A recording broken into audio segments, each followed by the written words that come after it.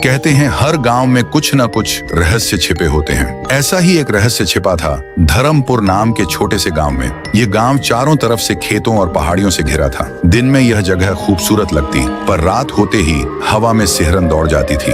गांव के बीचों बीच एक पुराना मकान था, भाटिया हवेली। लोग उसे भूतिया घर कहते थे। उस घर के पास कोई नहीं जाता था, यहाँ तक कि बच्चे भी वहाँ के पेड़ों की तरफ देखते तक नहीं थे। कहते हैं उस हवेली में एक गुड़िया रहती है। सिर्फ गुड़िया नहीं, एक जिंदा आत्मा। जिसने भी उसे छूने की कोशिश की, उसका नाम गांव के इतिहास से मिट गया। एक दिन राइस्टार शहर से गांव लौटा था। वो वैसे तो एक फोटोग्राफर था, पर उसकी रुचि हमेशा असली कहानियों और रहस्यमयी जगहों में रही थी। जब उसने गांव लौटकर सुना कि यहाँ एक भूतिया हवेली है, तो उसकी जिज्ञासा बढ़ गई। उसने अपने बचपन के दोस्त सोहन से पूछा, भाई सब लोग उस हवेली से इतना डरते क्यों हैं? सोहन ने डरते हुए कहा, राइस्टार तू नहीं समझेगा, वो घर जिंदा है। रात में उसकी खिड़कियों से हंसी आती है और अंदर एक गुड़िया है जो आंखें खोल देती है। राइस्टार हंसा, भूत प्रेत कुछ नहीं होते सोहन, सिर्फ अफवाहें हैं। मैं खुद जाऊंगा वहाँ और सबको दिखाऊंगा कि वो जगह खाली है। सोहन ने कहा, मत जा राइस्टार, जिसने भी उस गुड़िया को देखा है वो लौटकर कभी ठीक नहीं रहा।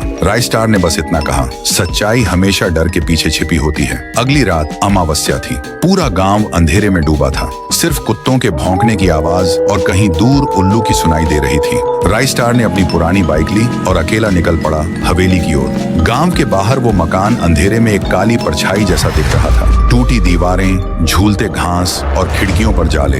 लगता था जैसे वो घर सांस ले रहा हो। जब उसने हिम्मत जुटाकर अंदर गया, अंदर एकदम सन्नाटा था। वह धीरे धीरे आगे जा रहा था। हर कदम पर लकड़ी की फर्श कराह उठती, जैसे किसी की पसलियों पर चल रहा हो। दीवारों पर पुराने चित्र लटके थे। कुछ चेहरे धुंधले पड़ चुके थे, कुछ के सिर ही नहीं थे। अचानक उसे पीछे से एक धीमी हंसी सुनाई दी। उसने पीछे मुड़कर देखा, कुछ नहीं था, सिर्फ टूटी खिड़की से आती ठंडी हवा जो उसकी गर्दन से होकर गुजर गई। वो आगे बढ़ा। कमरे के बीचों बीच एक टूटी हुई कुर्सी पड़ी थी और उसके सामने धूल में ढंकी एक छोटी लकड़ी की मेज पर कुछ रखा था। एक पुरानी गुड़िया, वो सफेद फ्रॉक में थी, उसके बाल उलझे हुए थे और उसकी एक आंख टूटी हुई थी। राइस्टार ने उसकी तरफ देखा।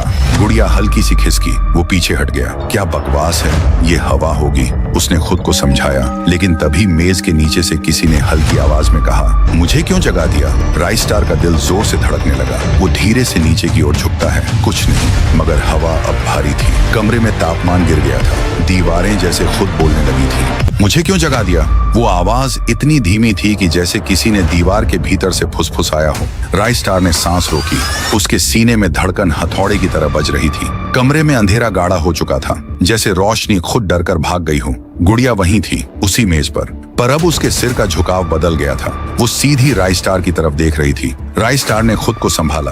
किसी ने रखा होगा ये यहाँ, उसने मन ही मन कहा।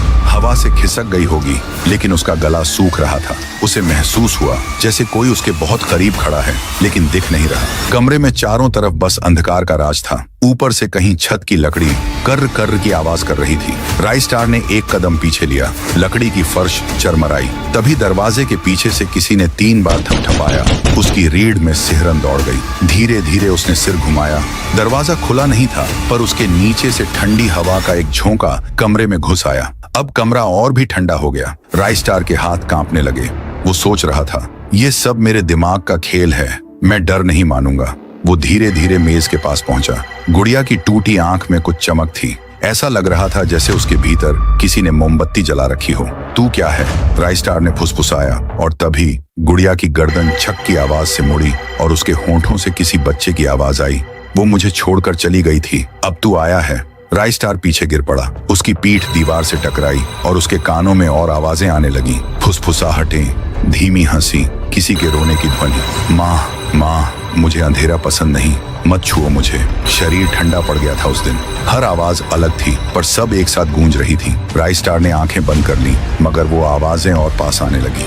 अब ऐसा लग रहा था जैसे कोई उसके कान के ठीक पीछे बोल रहा हो। अचानक दीवार से एक गंभीर आवाज आई। वो घबरा कर उठ खड़ा हुआ।